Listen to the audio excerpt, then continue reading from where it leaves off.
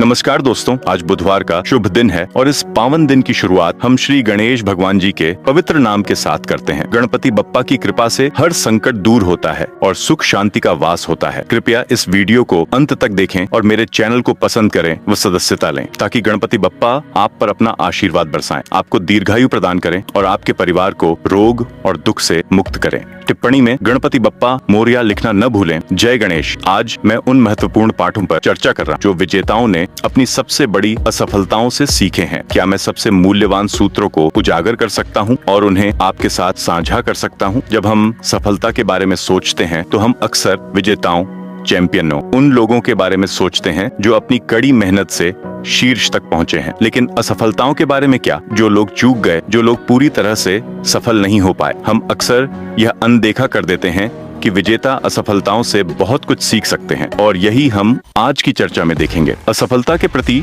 एक कलंक है, खासकर प्रतिस्पर्धात्मक माहौल में। हमें यह सिखाया जाता है कि जीतना ही सब कुछ है और हारना खैर हारने वालों का काम है। हमें बताया जाता है कि असफलता एक नकारात्मक अनुभव है जिसे छिपाने की आवश्यकता है, जिसे दुनिया से दूर रखना चाहिए।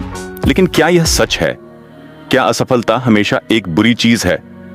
मुझे ऐसा नहीं लगता। वास्तव में असफलता विकास, प्रगति और सफलता का अनिवार्य हिस्सा है। हर सफल व्यक्ति ने अपनी यात्रा में किसी न किसी मोड़ पर असफलता का सामना किया है। असली मुद्दा असफलता से बचना नहीं, बल्कि उससे सीखना है, उसे बेहतर बनने के लिए एक कदम के रूप में उपयोग करना है। लेकिन हम अक्सर यह भूल जाते हैं।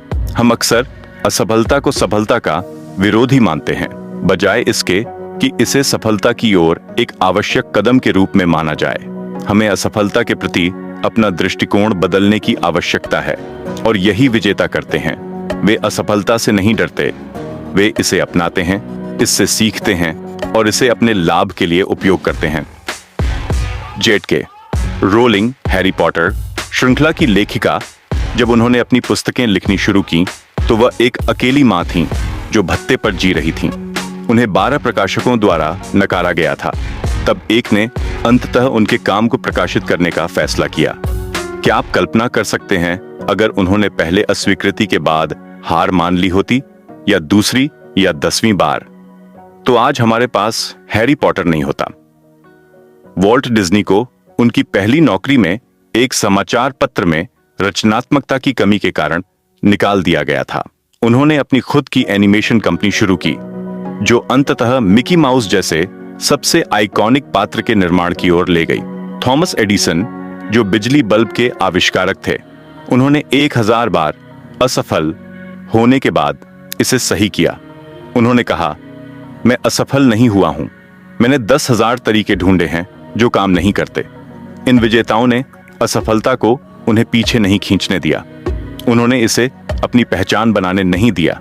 उन्होंने इसे ईंधन के रूप में इस्तेमाल किया ताकि वे आगे बढ़ सकें, संघर्ष करते हुए, मेहनत करते हुए। और यही हमें उनसे सीखने को मिलता है। एक शक्तिशाली पाठ जो इन कहानियों से निकलकर सामने आता है वह है दृढ़ संकल्प का महत्व। यह वह क्षमता है जिससे हम तब भी चलते रहते हैं जब चीजें असंभव लगने लगती हैं, जब हम असफल हो जाते हैं। यह हमारी गलतियों से सीखने की क्षमता है, खुद को उठाने की क्षमता है और फिर से शुरू करने की क्षमता है। यही विजेता करते हैं। वे हार नहीं मानते, वे असफलता को विकास के एक उत्प्रेरक के रूप में इस्तेमाल करते हैं। दृढ़ संकल्प वही है जो विजेताओं को हारने वालों से अलग करता है। यही उन्हें असफलता से सफलता की ओर ले जाता है और यही हम सभी इनकी कहानियों से सीख सकते हैं। हम असफलता को अपनाना सीख सकते हैं, इसे एक अवसर के रूप में देख सकते हैं, सीखने, बढ़ने और बेहतर बनने का। अंत में आज हमने उन पाठों पर चर्चा की जो विजेताओं ने अपनी सबसे बड़ी असफलताओं से सीखे हैं। हमने देखा कि J.K. रोलिंग, वॉल्ट डिज्नी और थॉमस एडिसन ने असफलता को सफलता के कदम के रूप में किस तरह अपनाया। हमने देखा कि उन्होंने दृढ़ संकल्प दिखाया, अपनी गलतियों से सीखा और इन पाठों का इस्तेमाल करके बेहतर बने। तो आपसे सवाल है, आपने असफलता से कौन सा महत्वपूर्ण पाठ सीखा है?